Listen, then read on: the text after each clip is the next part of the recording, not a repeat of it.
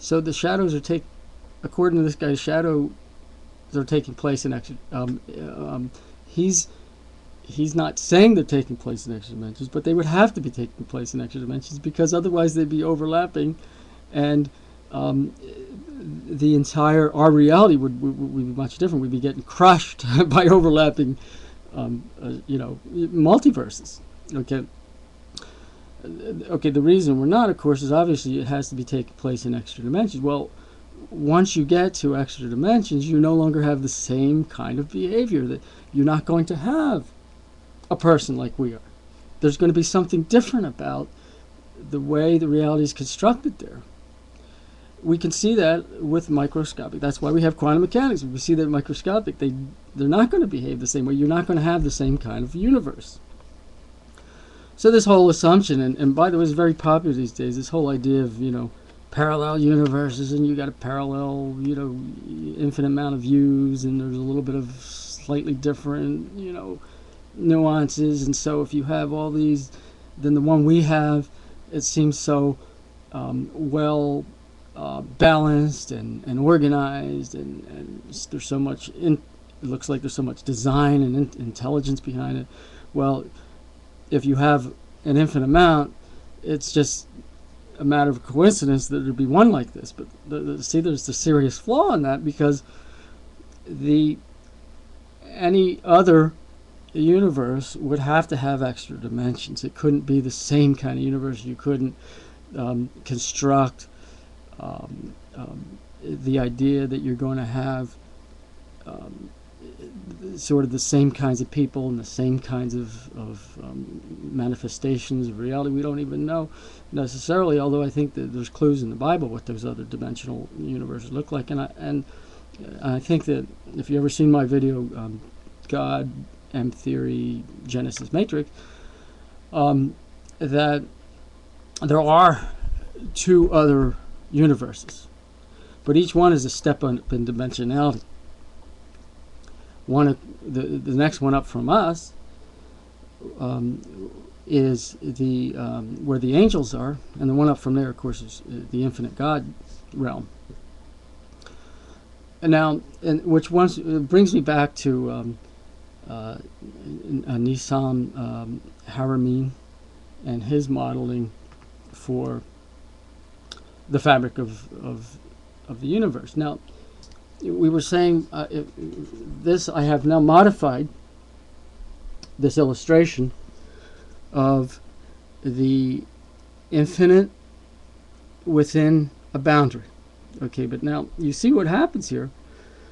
You have another infinity, but it's excluded by that boundary in another direction.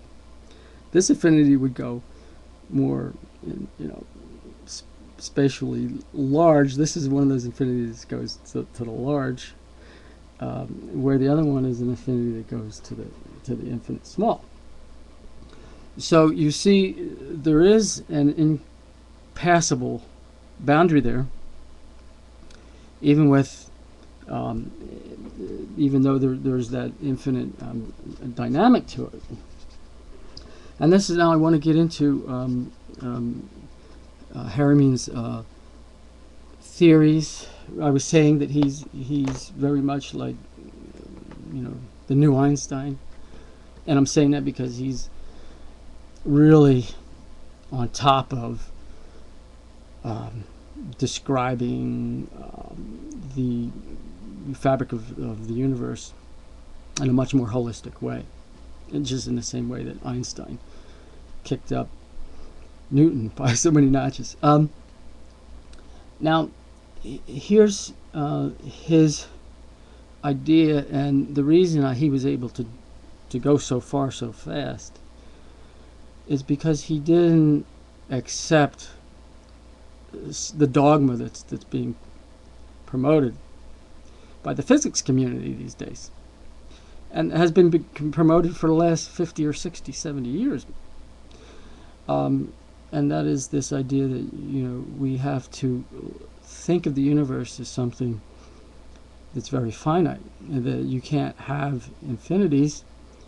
They renormalized infinities. Now, when I first heard about renormalization, I had very much the same reaction as Haramein, and that is that this must mean that there really is an infinity behind it. And I, see that, well, we're not experiencing infinite energy in terms of radiation, okay.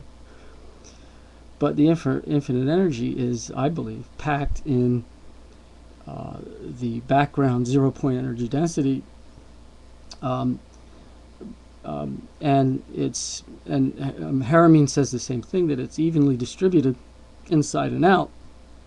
That's why you're not crushed by it.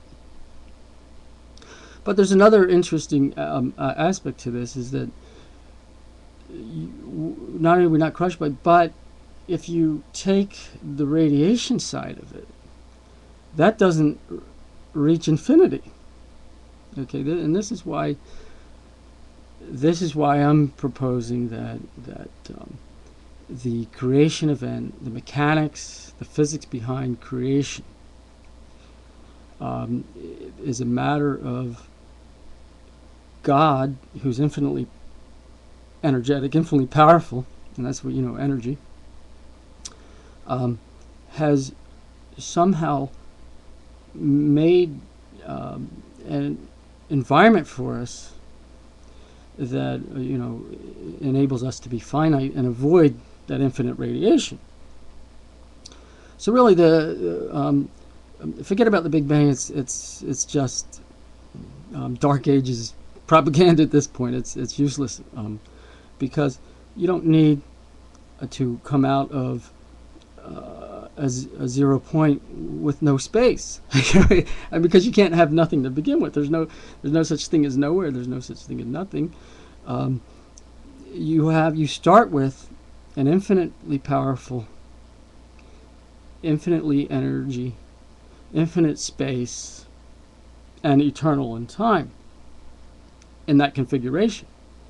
And then what God did somehow was retreat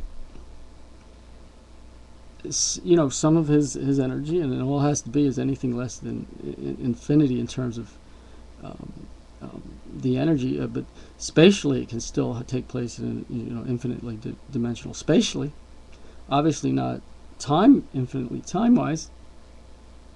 So the study of the creation event should be focused on how did God go about, what are the physics God used to retreat, pull away from, and make available an area for finite beings. What's that mechanics? That's what we got to think about. Not that everything came out of nothing. Since when is God nothing? It's such an insult. So Haramein has this model with he can take care of the infinities, fractally going down with a finite border but an infinite depth. Now he goes on in his modeling to describe black holes inside of a proton, for instance, which would account for this infinite depth through fractals. A black hole in the middle of the sun, the Earth, and so forth. And I think that's pretty reasonable.